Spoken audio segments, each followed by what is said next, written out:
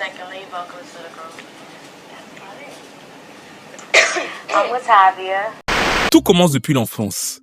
Tout part d'une phrase qui a été mal comprise ou alors un poil trop bien comprise. L'enfant du destin. We grew up together. We love each other. I couldn't imagine going solo. I don't think anybody could. It's just like sisters. They're a part of each one of us. Tout part aussi d'une explosion. Nous sommes en 99 et là il y a un album qui s'appelle The Writings on the Wall avec 4 jeunes filles qui sont très jeunes mais qui travaillent ensemble depuis quasiment 10 ans et peut-être que certains sont encore plus jeunes. Donc du coup il va falloir les représenter. Vous connaissez bien sûr tous Beyoncé qui est la leader du groupe. Vous connaissez bien sûr tous Kelly Rowland. Mais il y en avait 2 autres qui s'appelaient LaToya et Latavia, qui sont donc les stars du moment. Elles viennent de sortir leur album qui cartonne dans les charts avec des singles comme Bugaboo, Beers, Beers, Beers.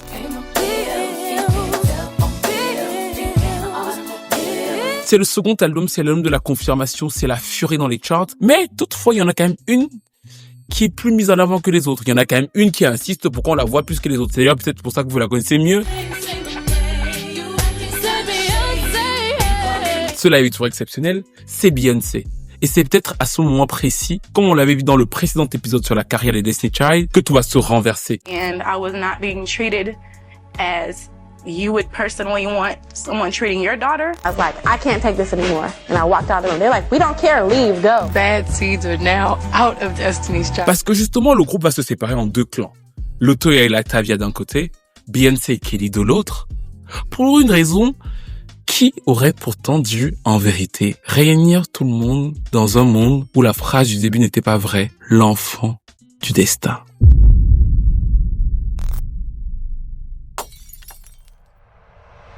Alors oui, là clairement, vous savez déjà où on est. This is Texas. Hey! On ne quitte pas notre petit Texas après la vidéo sur Selena. Et justement, en plus, ça nous fait un bon lien. On va s'imaginer qu'on est dans un magasin et que Beyoncé voit Selena et que Beyoncé est accompagnée de ses 3 autres camarades.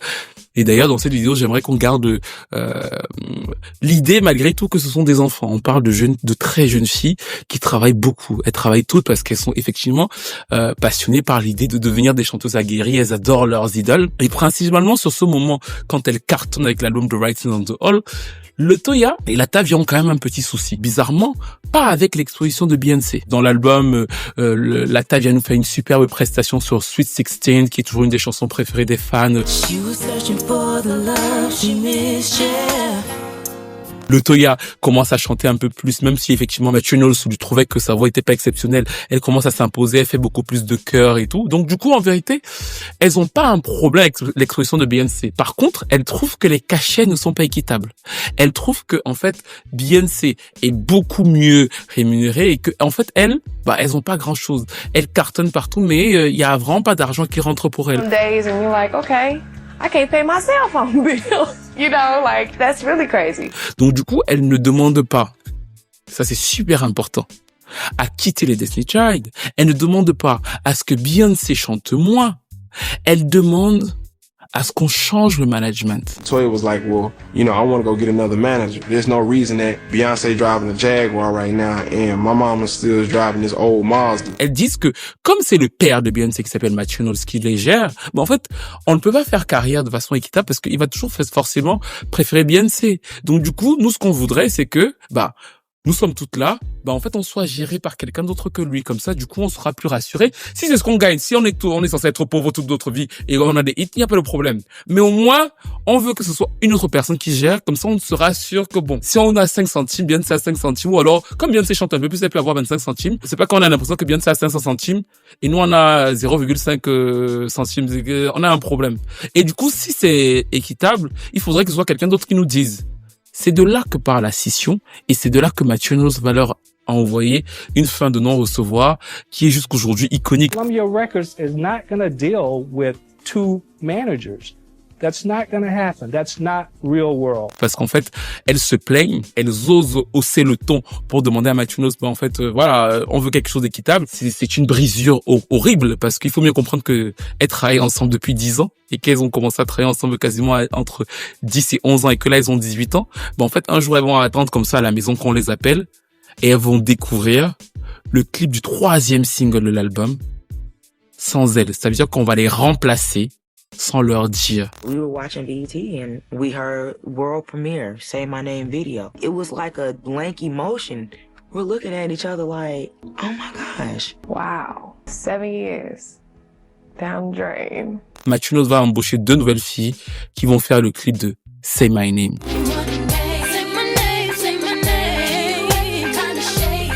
Et l'histoire commence là parce que justement, comme vous avez pu le comprendre, notre personnage principal n'est toujours pas notre personnage principal. C'est-à-dire que Kelly Rowland, qui est la personne dont on parle principalement dans cette vidéo, n'a toujours pas éclos, comme d'habitude dans nos vidéos, en savoir qu'elle n'est toujours pas encore un personnage principal, et ça fait totalement écho avec la suite de sa carrière et de cette vidéo. Parce que à ce moment précis, le Toya et la Tavia vont entrer en dépression, finalement ils vont porter plainte à Mathieu Knowles pour rupture de contrat abusive et tout, et elles vont gagner parce qu'effectivement ils vont être obligés de les payer. Il va avoir une guerre médiatique que vous connaissez où Beyoncé était encore Beyoncé, c'est-à-dire que Beyoncé ne sera pas tendre avec elle dans les médias, elle va être au contraire extrêmement dure, extrêmement petty. A lot better. Everybody gets to sing lead now because everybody can sing lead. Members that aren't with us tonight, these are the 3 members. What do you mean? Next question, please. On a Marvin Day, but let's cut that over. Don't say it now. I'm sorry. Yeah. Mais la vérité de cette histoire a toujours été la même. Kelly, le Toya et la Tavia vivaient sensiblement la même chose. Et le shift est là et il est important. Pourquoi? Parce qu'à ce moment précis, nous sommes donc en 2000, Michel et Farrah rentrent dans le groupe et Farrah partira beaucoup plus tard. J'ai déjà fait une vidéo où je vous ai expliqué pourquoi Michel rentre, l'attrait du gospel que vous pouvez aller revoir. Mais à ce moment de l'histoire, il y avait une personne qui était décisive. L'histoire aurait pu ne pas être cette histoire si en fait, on avait eu 3 contre 1. Parce que le Toya, Kelly et la Tavia vivaient sensiblement la même chose en termes d'expression et en termes de revenus. Sauf que quand le Toya et la Tavia s'élèvent pour que Mathieu Knowles parte, Kelly Rowland fait le choix délibéré qui va longtemps d'ailleurs être une friction entre le Toya, la Tavia et elle pendant plusieurs années après, de rester aux côtés de Beyoncé. D'ailleurs, de dire dans une fameuse phrase devenue célèbre dans certaines interviews que je suis la seconde leader de Destiny Child. Et c'est très fort cette phrase parce que vous connaissez cette interview certainement. Parce que quand elle le dit, Beyoncé se fout de sa gueule. Parce que Beyoncé se dit mais vraiment elle est débile. I'm the second lead vocalist of the group. I'm with Tavia. Il n'y a que moi ici dehors. C'est Beyoncé. Comment elle peut dire qu'elle est la seconde? En fait, Beyoncé la voit dire quelque chose qui est faux, sauf qu'elle se convainc de quelque chose. Et c'est à partir de là précisément que la messe fut dite.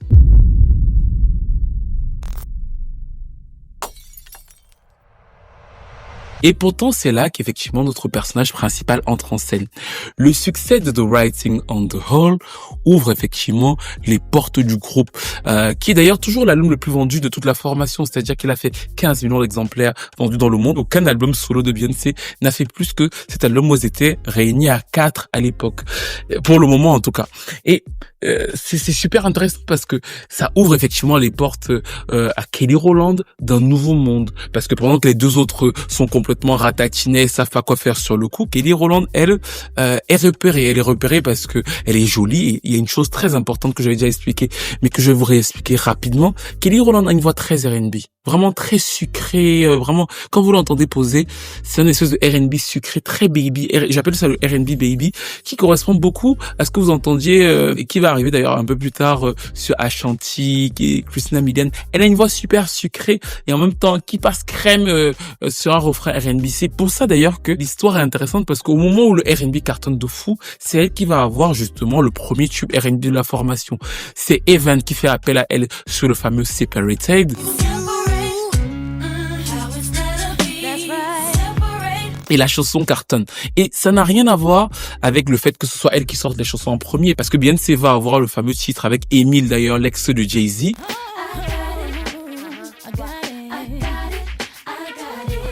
Qui lui ne va pas marcher. Beyoncé va avoir des chansons qui vont sortir et qui vont pas avoir le même succès. Et c'est d'ailleurs intéressant parce que c'est sur le format refrain qui va devenir aussi plus ou moins une petite signature de Kelly Rowland. Mais toujours est-il que Kelly Rowland commence donc petit à petit à sortir les pieds de Destiny Child, et quand Farrah part,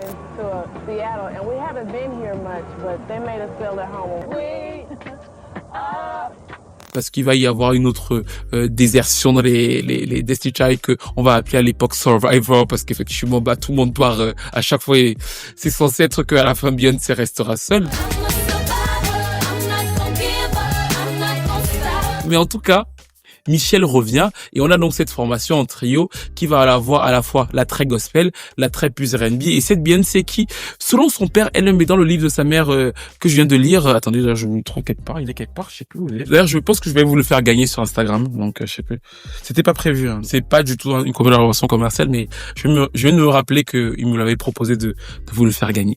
Enfin bref, Beyoncé, selon ses parents eux-mêmes, a ce côté beaucoup plus très technique et tout, parfois très soul, beaucoup plus en force, ce qui fait souvent que son père la compare à Tina Turner, à Diana Ross, mais à des icônes beaucoup plus soul. Il se trouve qu'elles font un 3e album qui s'appelle Survivor, qui va être un beau succès pour elle, et à partir de cet album Survivor, en fait, il commence à y avoir les questions sur l'avenir de la formation. Et c'est là donc que Matthew Knowles, qui est le manager de la formation, va faire une interview très importante où il va expliquer que, en fait, moi, ce que j'ai prévu pour les filles, c'est que Destiny Child ce soit du passé. Et quand il dit que Destiny Child c'est du passé, il parle en termes de son. Et ça, il explique très bien. Il explique que, en fait, le son Destiny Child, qui est un son R&B pop de l'époque, en fait, ne sera pas ce que ces filles vont faire en solo. Michel, selon lui, fera un album de gospel. Kelly fera un album plus ouvert. Et Beyoncé, et ça c'est super important, fera un album soul, néo-soul. Et pourquoi il dit soul, néo-soul? Parce que nous sommes dans la vague D'Angelo, Erykah Badu, machin.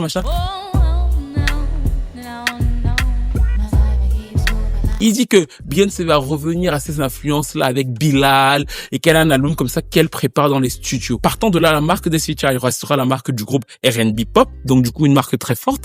Et les filles en solo vont se disperser vers d'autres choses, mais pas vers ce que la marque profonde va incarner. C'est donc là que Kelly Rowland a le fameux appel de Nelly qui lui propose parce qu'il cherche une chanteuse et tout. On lui parle de Kelly, il accepte, ils se connaissent pas du tout et il lui propose de poser sur le fameux dilemma.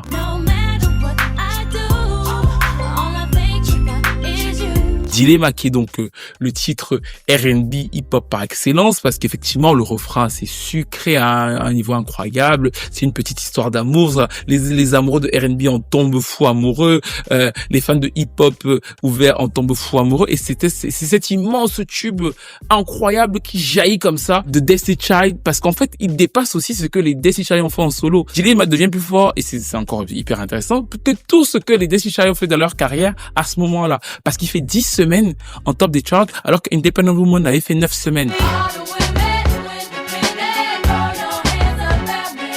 Et là, vous vous dites, mais c'est dingue, Dieu est en train de jouer aux échecs. C'est-à-dire que c'est comme si la phrase « l'enfant du destin » était en train de changer parce que comment c'est possible qu'elle était deuxième du groupe, on a chassé les autres, toute la voie est ouverte pour que ce soit la leader, comme dans plein de groupes d'ailleurs, c'est pas Destiny Child qui a créé ça.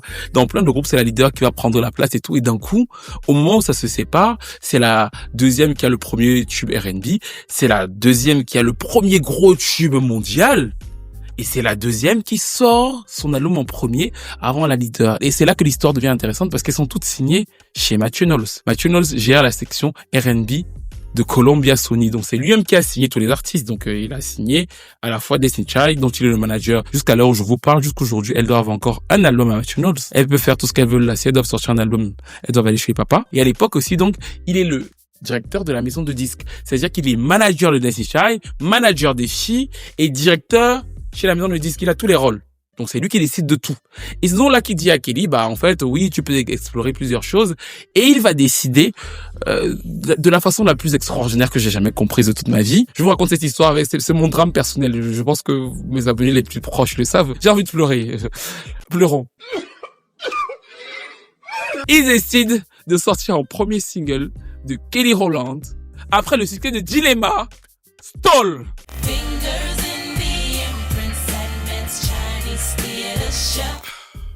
Est-ce qu'avec toutes les vidéos qu'on a faites, j'ai besoin de vous expliquer en quoi ce choix est un des choix les plus catastrophiques de toute l'histoire de la musique?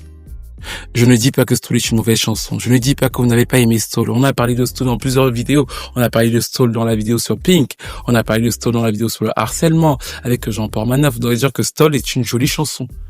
Mais en vérité, Stall, pour moi, c'est l'épitome même de ce que c'est que un échec total de direction artistique. Pourquoi? Parce qu'en fait, on est bien en 2000 sur un segment américain. Et je vous ai déjà expliqué dans plusieurs reprises en quoi les publics c'était très segmenté. Ils le sont d'ailleurs toujours. D'ailleurs, je trouve que à un moment donné, on avait cru que c'était un peu effacé.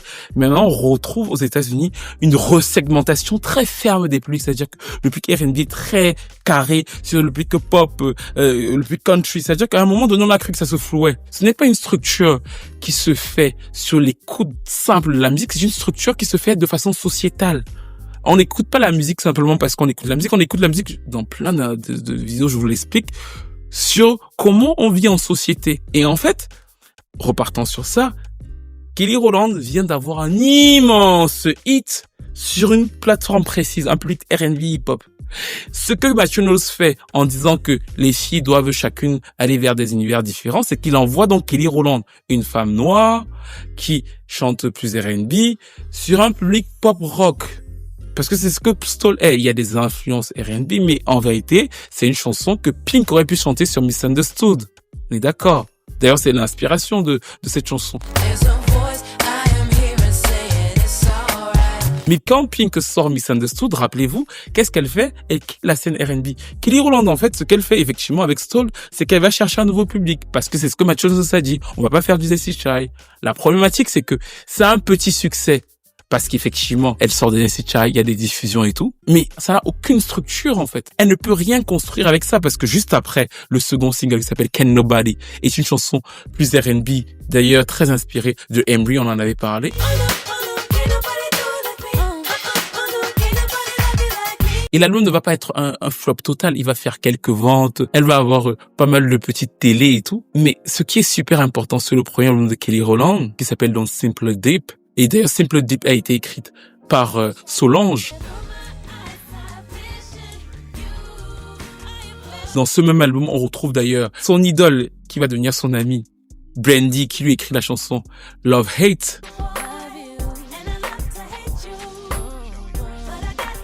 Et en fait, ce qui est super intéressant dans cet album, c'est le fait que elle va avoir des ventes qui, pour moi, ne servent totalement à rien. Pourquoi? Parce que les ventes qu'elle va avoir ne vont pas construire quoi que ce soit comme univers.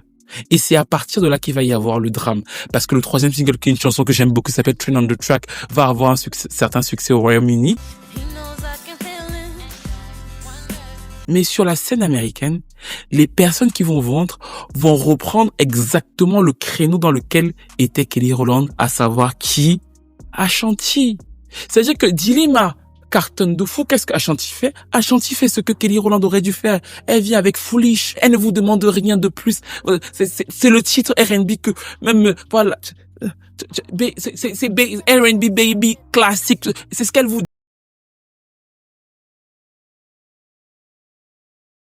Et donc, du coup, qu'est-ce que les fans de R&B font? Ils achètent Ashanti 500 000 exemplaires, ils achètent pas Kelly Rowland. Vu que Kelly Rowland, elle va chanter Stole. Ah bah oui. Oui, ne commencez pas à m'écrire dans les commentaires que vous aimez Stole, parce que vous allez m'énerver. C'est le traumatisme de ma vie, ça.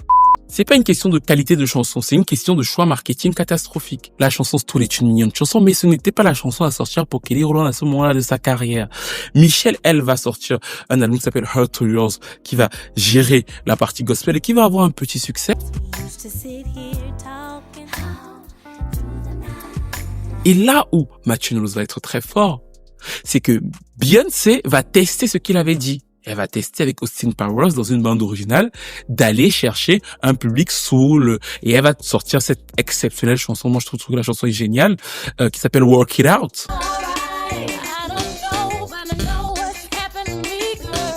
Qui va être un échec commercial. Ils vont aussi tester Beyoncé et c'est là où Matthew Knowles, franchement, quel génie. Ce qu'il a dit qu'il voulait faire, il va le faire. Il va essayer de tester Beyoncé, mais il ne va pas passer comme Kelly Rowland par les voies officielles. C'est-à-dire qu'il va passer par les bandes originales. Beyoncé va jouer dans des films et donc du coup, comme il avait prévu que Beyoncé aille faire de la soul, le gospel, blablabla, il va voir dans les films dans lesquels Beyoncé joue, à chaque fois, il va donner à Beyoncé des petits trucs un peu différents pour voir justement si cette DA-là passe sur Beyoncé. Et il va tester sur plusieurs marchés. Et c'est d'ailleurs là que on la retrouve avec Andy Stone dans Fighting Temptation sur un titre gospel qui est toujours dans mon top 5 des chansons préférées de Beyoncé qui s'appelle He Still Loves Me. I'm not perfect.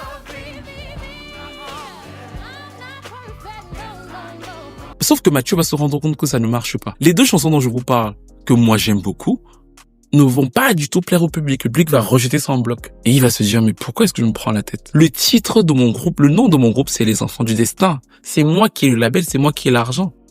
Et il va se dire, en fait, non. L'idée de base était l'idée de base, les deux autres ont floppé. Kelly et Michel qui ont été envoyés dans les airs, là, au gospel et en pop, je sais pas trop quoi. Elles ont floppé. Qu'est-ce qui me reste sur ma route? Il me reste le créneau Destiny Child. Le créneau R&B pop mainstream. Et c'est exactement ce que est Crazy in Love.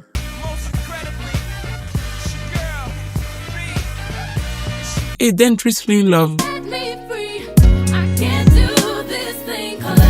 Ils ont supprimé les autres, notamment Kelly, du créneau, avec toute une idéologie de dire que Destiny Child, c'était un son à part et que finalement personne n'y touchera en solo, pour que finalement Beyoncé s'y installe beaucoup mieux. Parce que c'est ce qu'elle va faire.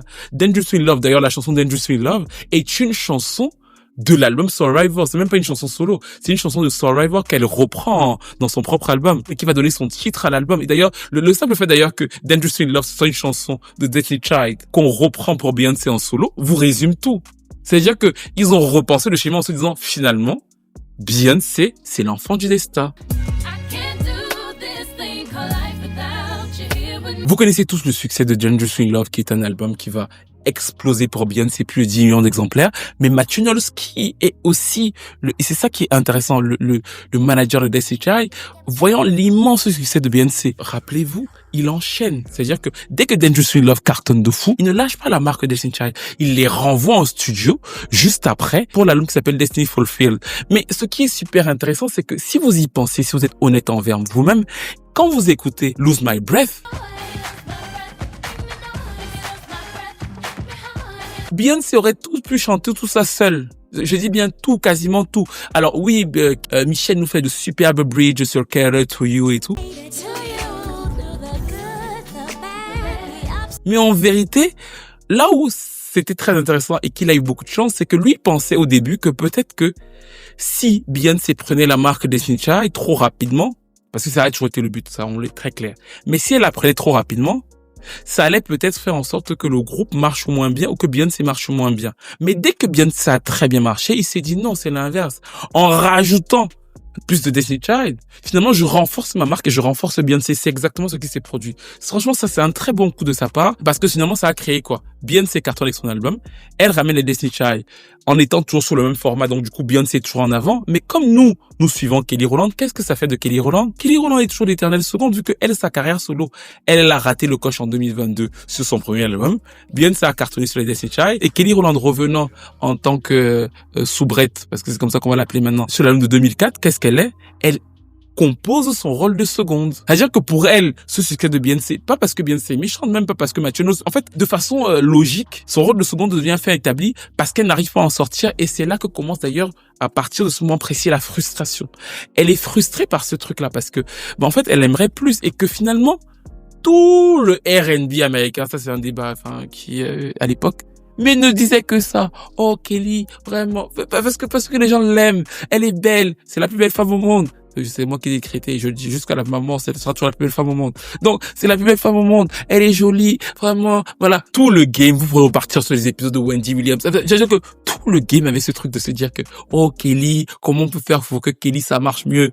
Parce que elle était jolie, mais qu'elle avait ce petit truc R&B, machin, beaucoup plus simple. On se disait, forcément, il y a quelque chose à faire autour d'elle. Et finalement, Kelly, donc, et Beyoncé, enregistre quasiment avec des producteurs assez similaires. C'est-à-dire que Ronald Jerkins enregistre avec Beyoncé, il enregistre avec Kelly. En fait, vu qu'elles se retrouvent toutes les deux sur le créneau R&B mainstream, parce que maintenant Kelly Rowland a compris.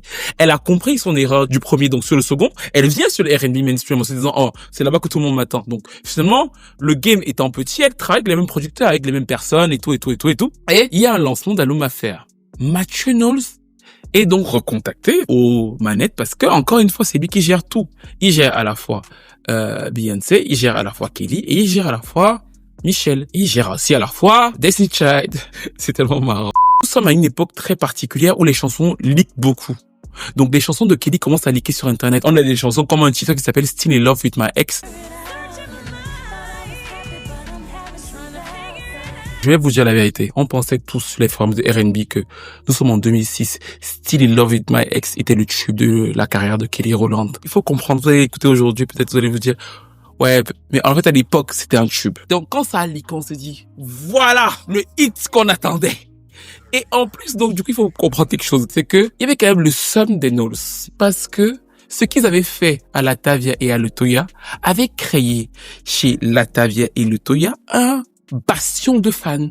Bizarrement. Et Letoya a profité de ça. C'est-à-dire que pendant que Kelly est en train de tâtonner là, Letoya en 2006 arrive, elle propose un single qui s'appelle Throne.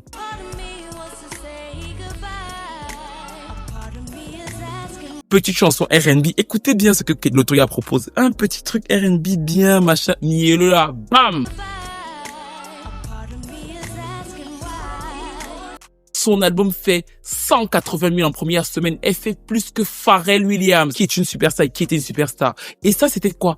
C'était la build de ce que Matthew Knowles avait fait au début. Les gens étaient allés soutenir pour être contre Matthew Knowles. Parce que c'était des histoires publiques. Donc, Letoya avait réussi à bénéficier de cette espèce de revanche, au-delà du fait que son album était un bon album, que les gens voulaient prendre ce qui leur était arrivé. Et c'est donc là que Kelly, reste quand même signé chez Matthew Knowles, mais espère quand même s'en sortir. Elle parle avec plusieurs producteurs. Il y a une interview de RL qui dit que à plusieurs reprises, j'ai eu des conversations avec elle. Elle dit qu'elle veut s'en sortir. Me, her big brother, it was really cool. And she had told me that she really wanted to shine. And she didn't feel like she had the platform to do that.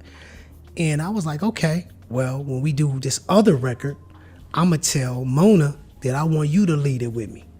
So we tell Matthew. Matthew's like, you sure? I don't think that's a good idea. And I'm like, wait a minute, don't you manage all of them? How you gonna say that's not a good idea? En fait, elle se plaint elle-même de sa situation, sauf qu'elle n'arrive pas à en sortir. Et il y a un événement qui est super important. On décide que le premier single de l'album, c'est une chanson qui s'appelle Got to Go avec Dabrat. Kelly Rowland va performer cette prestation-là en Asie dans l'été 2006. Elle commence donc à retrouver Beyoncé vu que finalement c'est le créneau R&B Destiny Child. Dabrat a été avec Destiny Child sur Survivor. Elle retrouve Beyoncé finalement sur la même chose, musicalement je veux dire. Kelly Rowland fait la prestation à MTV Asie, je m'en souviendrai toujours. Et après, Matthew Knowles estime que l'album de Kelly doit être repoussé. Pourquoi? Parce que Beyoncé était censée sortir son album en septembre, B-Day, et que Kelly et Beyoncé, et franchement en vérité il a raison. Kelly et Beyoncé ne pouvaient pas venir sortir les mêmes albums. On va pas sortir l'album de R&B de Kelly en janvier et sortir celui de Beyoncé en mars. Surtout à l'époque où les promos sont longues et tout. Donc il faut espacer. La personne qu'on sacrifie, c'est la personne qui rapporte le mot au label. Donc du coup, on a sacrifié Kelly Rowland.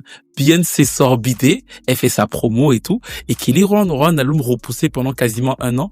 Les titres de l'album vont filtrer partout sur Internet. Et l'album Miss Kelly ne va donc ressortir qu'en 2007 avec un nouveau single. Vu que le single Got to Go avait été changé, elle va donc avoir Like This avec EVE. Like This avec EVE va avoir quand même un beau succès. Je trouve que pour ce que c'était, on voyait effectivement qu'il y avait une appétence R&B pour Kelly Rowland. C'est-à-dire que oui, un petit beau succès, mais peu de promos, pas énormément de budget. Et ça s'explique pourquoi? Par vous qui aimez Stall. En fait, c'est très simple. Comme Stall et l'album précédent n'ont pas suffisamment convaincu, tu auras moins de budget. Comme tu as moins de budget, maintenant que tu fais ce que tu veux, en fait, c'est une spirale infernale parce que ce que tu veux, même si c'est ce que ton public veut, si ça ne marche pas totalement d'un coup, en fait, on va encore moins investir. Donc, finalement, ce que tu as fait au début va continuer à te piéger tout le reste. Et c'est justement sur ça que Matthew Knowles mise. Vu que l'album fait un très mauvais démarrage, vu qu'elle n'a pas d'écosystème, elle a un autre titre qui s'appelle Comeback, que j'aime beaucoup, mais dont le clip est assez cheap. L'air sera finalement sauvé par les Européens parce que il y a une chanson qui s'appelle Work, qui pour moi était aussi un hit en version R&B. Il manquait juste un rappeur dessus, mais c'était un hit en version R&B. Un groupe électro qui va le remixer en Angleterre, ça va devenir un beau hit européen pour elle. Et ça va paradoxalement entraîner le second drame psychologique de la carrière de Kelly Rowland.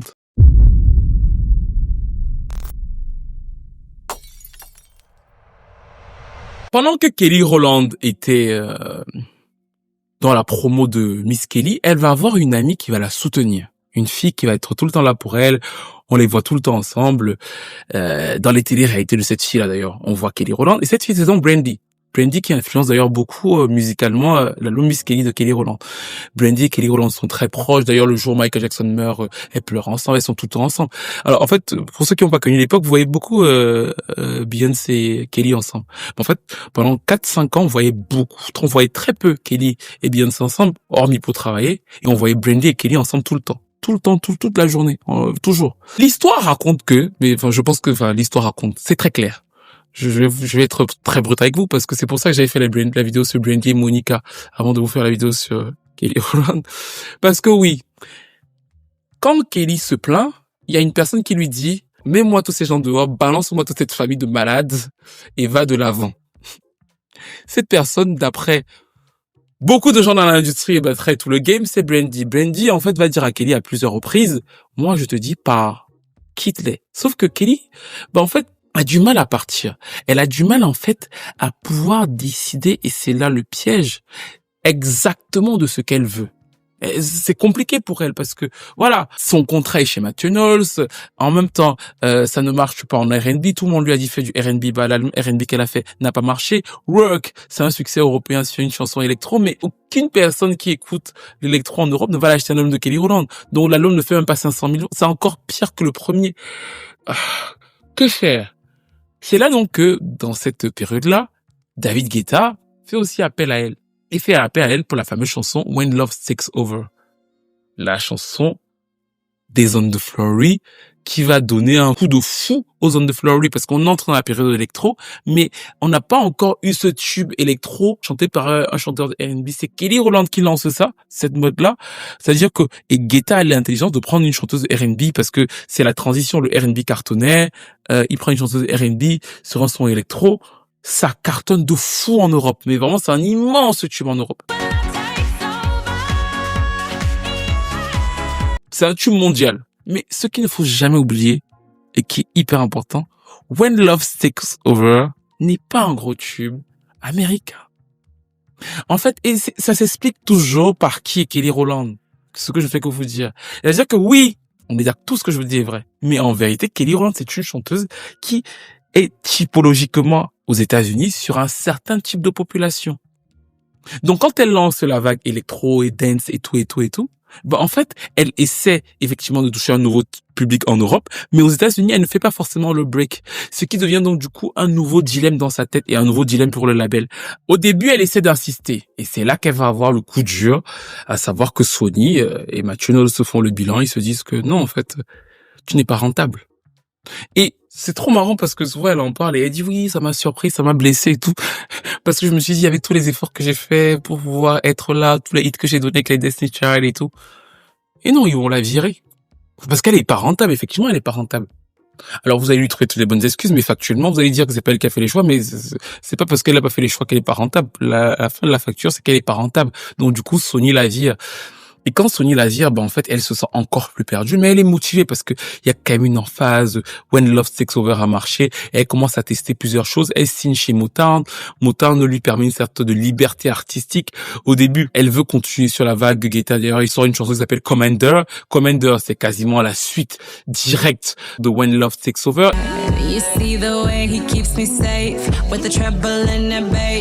Et dans cette ère des On The Floor, en fait, elle a un nouveau titre, On The Floor, mais Commander marchait déjà beaucoup moins bien que When Love Takes Over. Ça ne marche pas du tout aux États-Unis. Et malgré tout, les États-Unis sont son marché mère.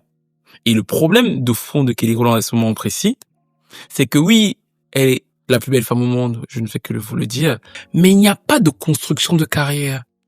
Ashanti, que vous allez me dire, oui, Ashanti a fait des hits au bon moment, mais c'est vrai qu'après elle n'a pas marché. Oui, mais elle a une construction de carrière. Ce qui veut dire qu'elle a un socle qui fait en sorte que Ashanti, c'est Ashanti. Même si elle n'a pas marché après. Kelly, le problème qui s'oppose en 2011, c'est qu'elle n'a pas de construction. Oui, elle a des hits, elle a Stole, elle a When Love Takes Over, mais il y a rien de construit. Il n'y a pas de statut stable. Le statut, c'est toujours la deuxième chanteuse de là-bas. Donc en fait, maintenant qu'elle est chez Universal, elle se dit qu'il faut quitter ça. Quand elle sort Commander que ça ne marche pas, qu'est-ce qu'elle fait?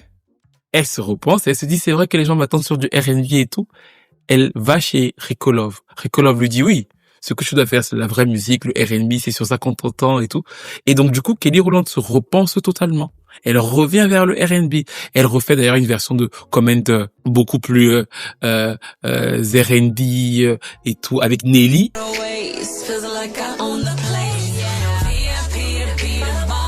Elle enregistre dans la même période Gone, la chanson, la suite de Dilemma avec Nelly, même si ça ne cartonne pas. Et en fait, elle se R&Bise pas simplement parce que elle se R&Bise parce qu'elle sait qu'il faut construire quelque part. En fait, faut une base, sinon ça sert à rien. Donc il te faut une base. Et c'est dans cette même période-là, donc du coup, que Rico Love lui fait le fameux hit incroyable que personne n'avait vu venir. Le truc, c'était franchement, des fois la vie te donne juste quelque chose en fait. La vie a donné quelque chose à Kelly Rowland. Parce que elle avait enchaîné tellement d'échecs, tellement de tentatives, que le jour où Motivation sort avec Lil Wayne, et que, je me rappelle très bien, il est entre 55e dans les charts R&B aux États-Unis, je me dis, oh, c'est bien, mais ça va retomber. Mais Motivation va monter. Oh là là là là là. Ah! Hit!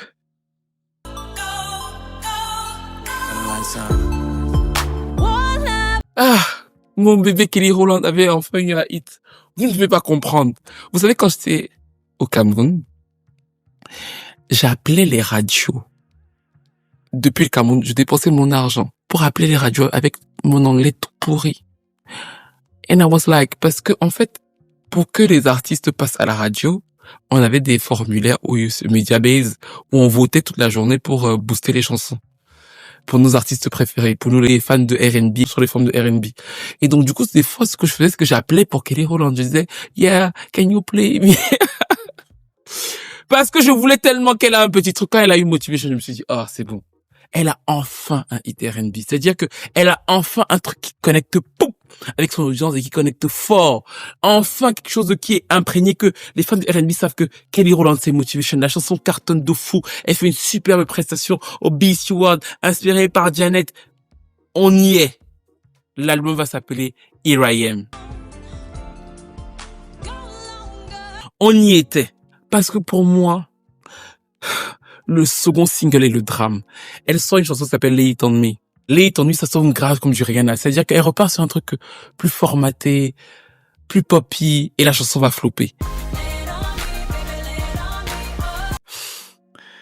Et je vous explique. J'ai une interview, je sais pas si vous en souvenez, vous étiez peut-être certains encore là avec moi en live, avec Rico Love. Rico Love, c'est le mec qui a fait l'album. Avec Kelly Rowland, principalement. Il a écrit la majeure partie des titres. Et donc, dans cette interview que j'avais eu avec lui, que je vais peut-être... parce que je sais pas où est cette interview. Faut que je la retrouve, mais en tout cas, il avait adoré cette interview. C'est d'ailleurs, enfin, vraiment avec beaucoup de modestie. Son manager m'a envoyé un message, un mail après, pour me dire qu'il voudrait me reparler à part ce qu'on a fait d'ailleurs. Mais quand j'avais écouté l'album, pour moi, le second single parfait, c'était All of the Night. C'était soit All of the Night, soit Work It Man.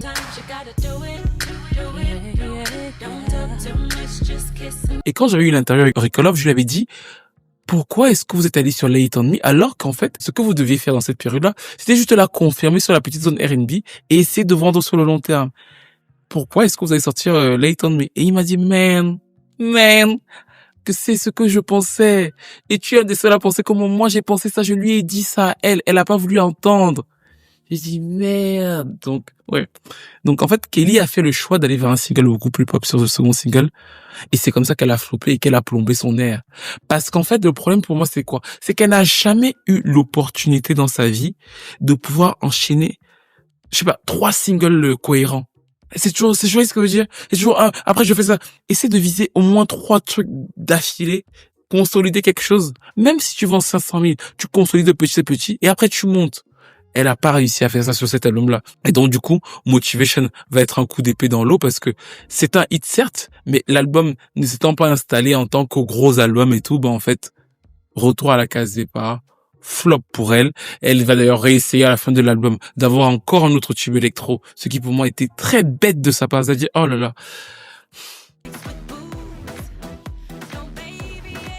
Mais après, j'ai compris que c'est parce qu'elle était perdue, parce qu'elle fait une interview au Breakfast Club au moment où l'électro cartonne, où elle dit qu'elle a adoré travailler avec Guetta, qu'elle a adoré ça. Ensuite, dès qu'elle fait cet album-là, elle dit l'inverse. Vraiment, elle dit l'inverse. Elle dit, j'ai jamais vu un truc pareil. Enfin, j'ai souvent vu un truc pareil, mais pas de façon aussi claire. Elle dit que finalement, elle regrette d'avoir travaillé avec Guetta. What? Non, mais moi, je ne voulais pas qu'être avec David Guetta, vous comprenez ce que je veux dire. Mais la manière dont elle le fait, ça montre en fait que elle est toujours à tâtons. Elle est jamais sûre véritablement de ce qu'elle fait. Et c'est pour ça que ça ne marche pas avec Motown, qui estime que les chiffres ne sont pas bons. Donc, du coup, là encore, elle perd son contrat. Et elle signe cette fois-ci avec Republic, pour l'album qui va s'appeler Talk a Good Game, qu'elle va lancer par la chanson Kisses Then Low, qui était un peu plus dans la vibe, justement, de Motivation plus R&B. Le titre ne va pas être un gros succès. Et sur le second single, elle va sortir une chanson qui s'appelle Dirty Laundry, où elle raconte qu'elle a été dans une relation abusive. Et où elle se livre, elle dit effectivement qu'elle a été dans une relation abusive. Cet homme-là l'a éloignée de ses proches, des gens qu'elle aimait. Elle cite justement sa sœur Beyoncé en disant que parfois elle a eu mal parce qu'il y avait des comparaisons.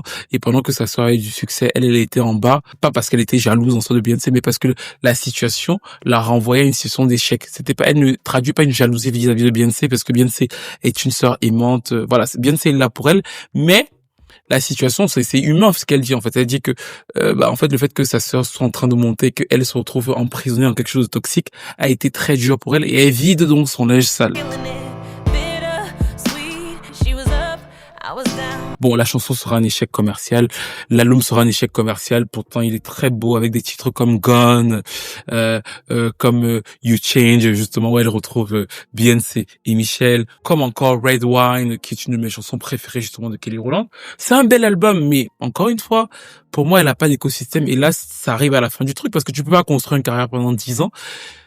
Le label la vire, mais c'est aussi précisément dans cette période-là, moi qui avais tant espéré pour Kelly Rowland, que je comprends. C'est-à-dire que c'est dans cette ère-là que je comprends définitivement qu'il n'y avait rien à faire parce que sa mère décède. Et elle se livre encore mieux parce que tout part de l'enfance.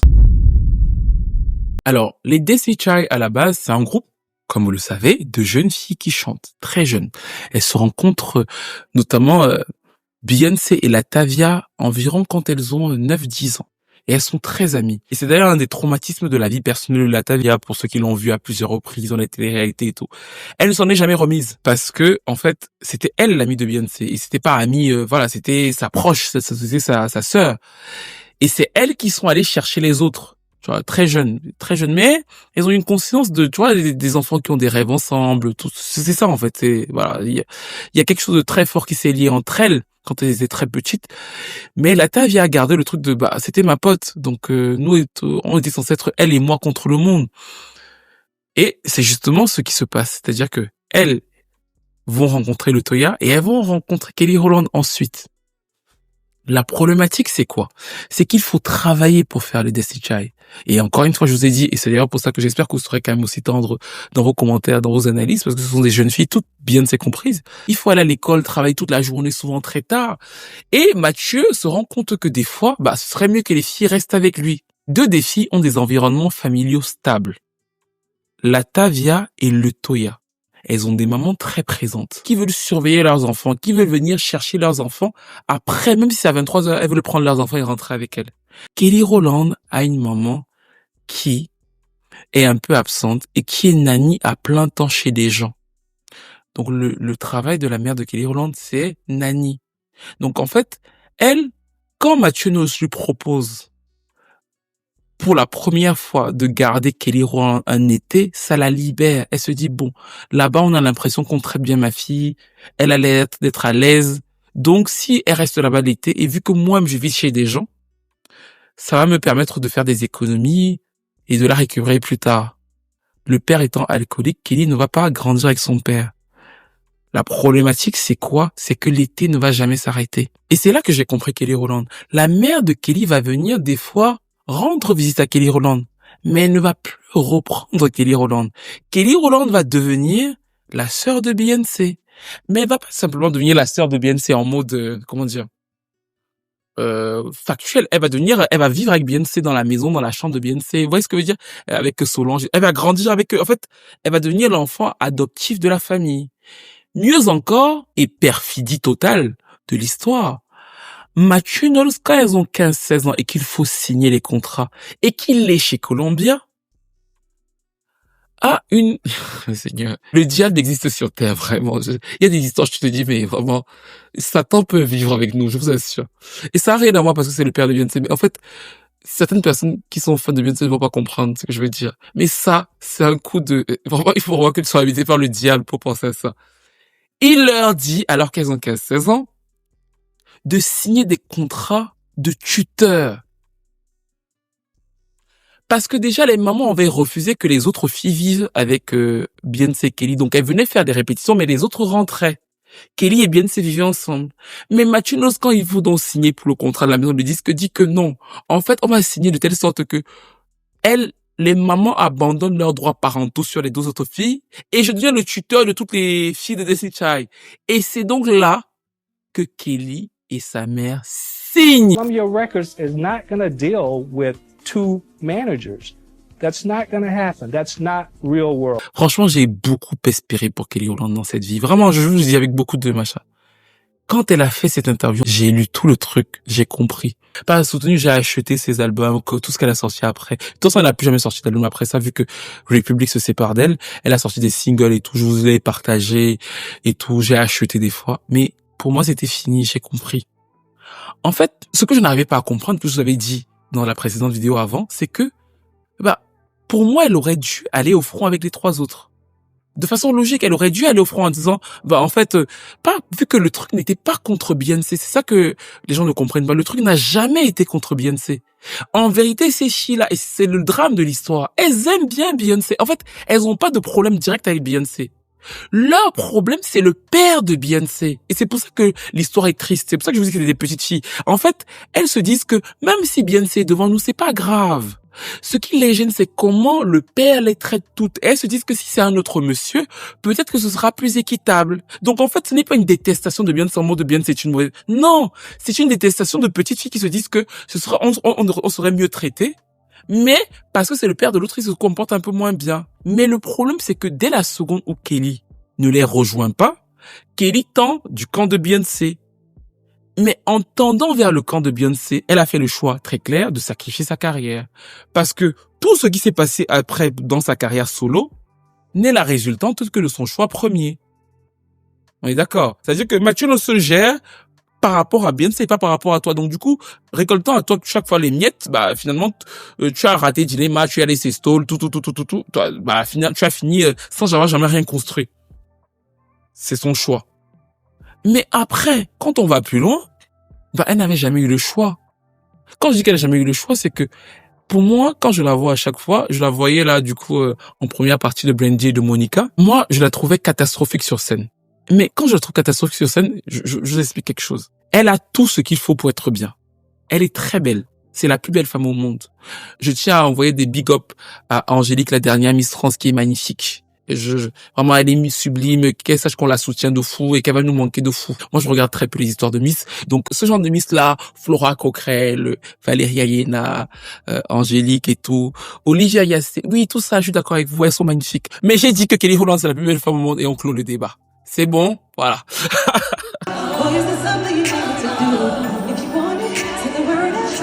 Non, mais ce que je veux dire, c'est que elle a tout. Même, c'est pas qu'elle ne peut pas faire un mouvement. C'est que, en fait, elle n'est pas habitée. Je sais pas comment vous l'expliquer. Elle n'est pas sûre d'elle. Elle tâtonne à chaque fois. Elle est toujours au début. Et du coup, c'est pour ça que c'est pas bon. D'autant plus que ce n'est pas bon parce que comme elle a passé beaucoup de temps avec Beyoncé, ça ressemble à un show de Beyoncé au rabais. Parce qu'elle tâtonne en plus. Paradoxalement, quand elle est avec Beyoncé étant là, elle paraît un peu plus forte, plus sûre d'elle. Parce que ça a toujours été sa vie.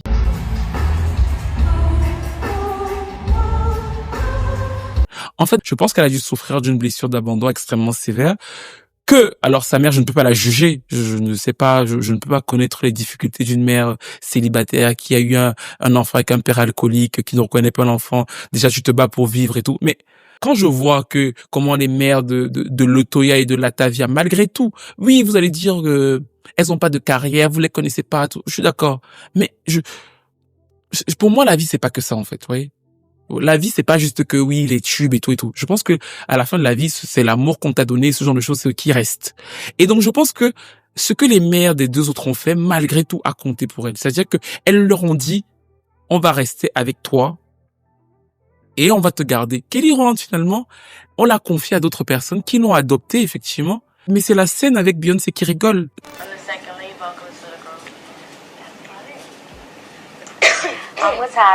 Son rôle dans son cerveau, c'est d'être seconde.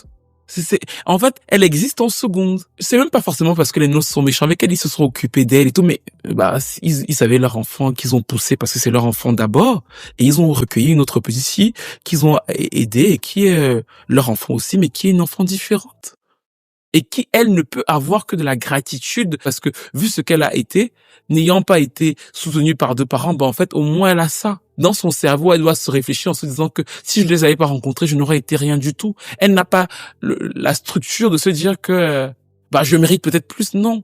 Et je trouve que ça se voit dans tout ce qu'elle fait. And you and Brandy and Serena, can I just say in my mind, I love picturing you girls shopping together. I don't know, because everybody's got credit cards and everybody's got a convertible. And in my mind, I love that friendship. And I was very, very sad to find out that the friendship is not what it used to be, according to sources.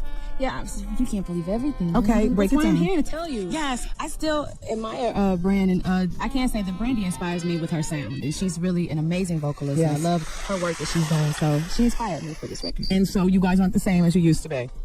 And let me just remember why. The reason why is because she was asking you a lot of questions regarding Beyonce and why do you support Beyonce and so on and so forth. And you don't like it when people get between you and Beyonce who call themselves your friends, because we'll do it up here, but we're just your friends for 40 minutes.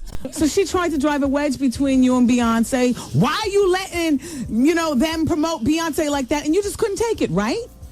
I'm not answering that question. Et là, vous allez vous dire, non, mais Stevie, tu inventes, tu vas trop loin. Alors, je vous raconte. Il y a 3 semaines, je crois, j'ai fait un tweet quand j'ai vu que Beyoncé allait voir Kelly parce que elle fait la première partie et tout.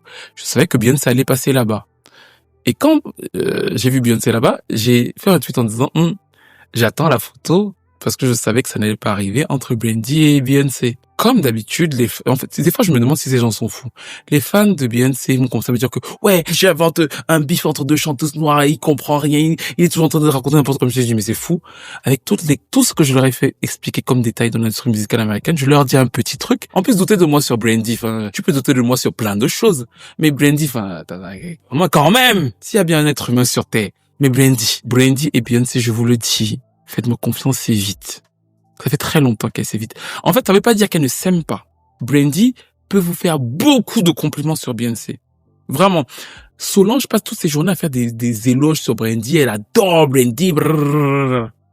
Mais voir Brandy et Beyoncé dans la même pièce, c'est super rare. Et vous allez me dire que non, elles ne se rencontrent pas. Si, elles se rencontrent. Dans plein de cérémonies, elles se rencontrent. Et ce que je veux vous signaler, c'est que Brandy sait qui est Beyoncé. Et Beyoncé sait très bien qui est Brandy. Quand Brandy sort B7, Solange fait un post, Beyoncé vous a dit que Focus, le timbre de Brandy est incroyable. Et tout. Enfin, elles savent très bien qui elles sont l'une comme l'autre pour le R&B. Ce que je veux dire, c'est que quand Beyoncé est passée là, parce que Beyoncé a déjà fait 2 soirées à The Boy Is Mine. Elle a fait la première soirée, elle est juste allée voir Kelly Rowland. La deuxième soirée, Monica est sortie de sa loge pour aller voir Beyoncé. Quand Rihanna est partie voir tout le monde. Rihanna a félicité Brandy. Bon, Rihanna pense que Brandy c'est Dieu, donc c'est autre chose. I'm right here.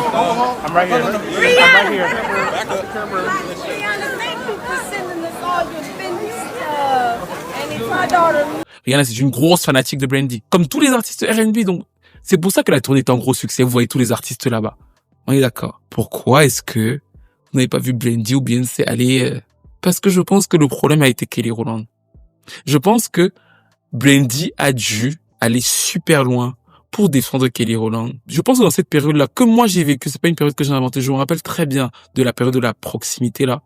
Brandy a dû aller super loin en disant à Kelly Rowland de quitter les Knowles. Et que quand Kelly Rowland est reparti, ça a brisé quelque chose entre les deux, qui se côtoient, mais qui sont plus proches comme avant, et que maintenant les Knowles le savent. Donc du coup, ils doivent avoir une distance. C'est pas une détestation. Je dis pas qu'elles se détestent. Peut-être que demain, ils vont faire une photo ensemble.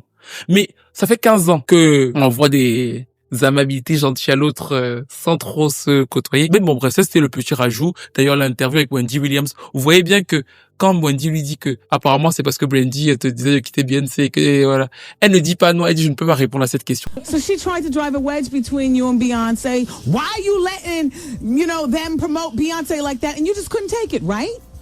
I'm not answering that question. C'est la personnalité de Brandy de faire ce genre de choses, de dire qu'allez, vas-y, c'est bon.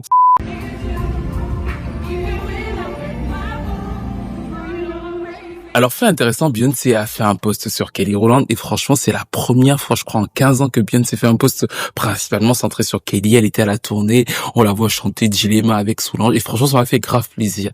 Ça m'a aussi rappelé une dynamique qu'avait expliqué le père de Beyoncé, qui avait parlé du colorisme qui aurait aidé la carrière de Beyoncé. En tout cas, c'est son père qui l'a dit. Son père avait dit que Beyoncé n'aurait pas eu la même carrière si elle avait été plus foncée de peau.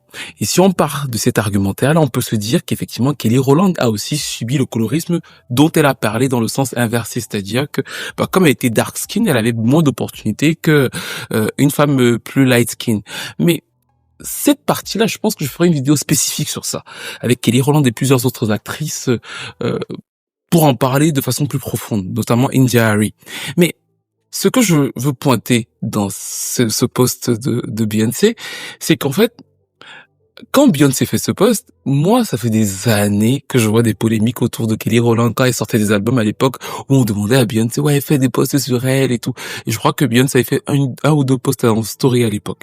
Là, ça m'a fait grave vraiment plaisir de voir Beyoncé faire un post et être dans les coulisses, les répétitions pendant que Kelly performe. Moi, ça m'a vraiment fait plaisir. Je trouve que ça en rajoute à ce que je vous ai dit dans cette vidéo, si vous y pensez. Regardez. Beyoncé a un label. Jay-Z est chez Roc Nation. En fait, moi, je ne demande pas, parce que c'est là où les fans de Beyoncé, oh là là là là, vous allez me voir des femmes dark skin commencer à s'énerver là tout de suite là. Parce qu'elles ne veulent pas entendre la vérité. Ce que je veux dire, c'est que Beyoncé est très au courant du fait que si Kelly est une femme dark skin, c'est peut-être plus dur pour elle. Mais Kelly n'a jamais fait la première partie de Beyoncé. Jay-Z chez Roc Nation, Jay-Z aurait pu faire en sorte que Kelly fasse la première partie de Christina Aguilera, de Rihanna, enfin, je veux dire, il y a tellement de chanteuses chez Roc Nation. Kelly aurait pu commencer à faire sa première partie là-bas. Ils ont jamais fait ça. Et moi, je ne pense pas qu'ils le font parce qu'ils la détestent. Je ne pense pas qu'ils le font parce qu'ils ont un problème avec elle. Je pense qu'ils le font parce que c'est une dynamique dans laquelle, et je pense que Solange en avait parlé, comme Beyoncé c'est le truc principal, c'est très difficile, même quand tu es le truc sublime, d'exploser là-dedans. Et c'est d'ailleurs pour ça que c'est intéressant que ce soit Brandy et Monica qui finalement permettent à Kelly Rowland de faire des salles avec 2 millions de revenus chaque soir. Donc ça en dit quelque chose justement sur l'industrie. Et je pense que Brandy doit être très fière d'elle. Parce que la fille Norwood n'est pas facile non plus. Aussi, je trouve que dans leur dynamique, il y a un relent de colorisme que j'avais pas perçu à l'époque. Et c'est mon meilleur ami qui m'avait dit, regarde, elle ressemble beaucoup aux femmes light skin qui ont des amis dark skin. On a l'impression que c'est Beyoncé la belle et que Kelly soutient. Mais moi, j'arrive pas à percevoir ça parce que pour moi, Kelly Rowland est la plus belle femme au monde. C'est-à-dire que c'est même pas Beyoncé, c'est-à-dire que quand je vois Kelly Rowland, pour moi, c'est Dieu. Mais je trouve qu'il a pas forcément tort. Et vous me le direz dans les commentaires. Il trouve que leur relation retranscrit une dynamique plus banale dans la vie de tous les jours où, juste parce que Beyoncé est light skin, Beyoncé aura plus d'aval. Et moi, j'ai beaucoup de mal à voir ça, même si je comprends ce qu'il veut dire. Parce que pour moi, Kelly Rowland est la plus belle femme au monde. Mais, si ce qu'il dit est vrai, ça en rajoute au côté où, effectivement, avec la machine de ce qu'est l'entourage de Beyoncé, qui est pas forcément diabolique pour Kelly, vu qu'elle y est. En fait, je vois pas comment tu peux en sortir ou alors te tenir debout de façon saine. Tu seras toujours deuxième. Il y a pas de sortie dans un truc pareil. Mais dites-moi ce que vous en pensez. Dites-moi ce que vous pensez de la carrière de Kelly Rowland. Mon album préféré d'elle restera Miss Kelly. Mais je trouve qu'elle a une bonne discographie. Je vous conseille de l'écouter parce que c'est pas extraordinaire et que des fois il y a des petits défauts. Mais elle a une bonne discographie. Simple Deep est un très bel album. J'écoutais encore Past 12 avant de faire cette vidéo. Here I Am est un joli disque aussi qui aurait mérité mieux. Ma conversation avec Rico Love me l'a confirmé. Mais dites-moi tout ce que vous pensez de Kelly Rowland, de cette carrière, de ses ambitions, de mon analyse aussi parce que moi je vous ai donné mon analyse sur le fait que je pense que c'est une blessure d'abandon due à son enfance, le fait qu'elle ait été recueillie par les Knowles et que voilà, elle leur doit aussi peut-être dans un certain sens une forme de loyauté que moi je comprends, que ça se reflète dans ses choix de carrière, dans ses hésitations, dans le fait qu'elle n'ait pas confiance en elle alors qu'elle avait quasiment tout pour l'avoir. Donnez-moi aussi vos avis sur Brandy parce que, mais maintenant, est-ce qu'elle avait tort? Est-ce qu'elle avait raison? Est-ce qu'elle a eu raison de penser comme elle l'a pensé? Est-ce qu'elle a eu raison de, critiquer le clan Knowles dans cette période-là? C'est clair. Alors, est-ce qu'elle a eu raison de le faire? Moi, je pense que elle a eu raison, mais qu'elle n'a pas compris qui était Kelly Rowland. Je pense que si elle avait compris qui était Kelly Rowland, elle aurait rien dit. Parce que je pense que dans l'époque là, Kelly voulait s'en sortir, elle parlait au producteur, je vais partir de là, Matthew Knowles me maltraite. Et effectivement, elle était maltraitée. Mais elle était maltraitée par ses propres choix. Et au final, quand Matthew Knowles est parti, en fait, elle est retournée vers la famille Knowles, ouais. Mais elle est retournée vers Tina et Beyoncé, l'autre clan.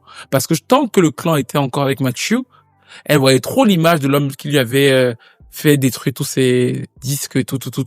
Mais dès qu'il est parti et que Tina était là, ils ont divorcé. En fait, elle est retournée là-bas. Chose que je comprends, c'est sa famille, en fait. Elle vit avec ces gens-là depuis 30 ans aujourd'hui, voire plus. Dites-moi ce que vous en pensez. Dites-moi quelle est votre chanson préférée d'elle. Qu'est-ce que vous avez pensé d'elle au Boys Mind Tour? N'hésitez pas à liker, à commenter, à partager. Et bien sûr, je vous retrouve tous très vite pour une nouvelle vidéo.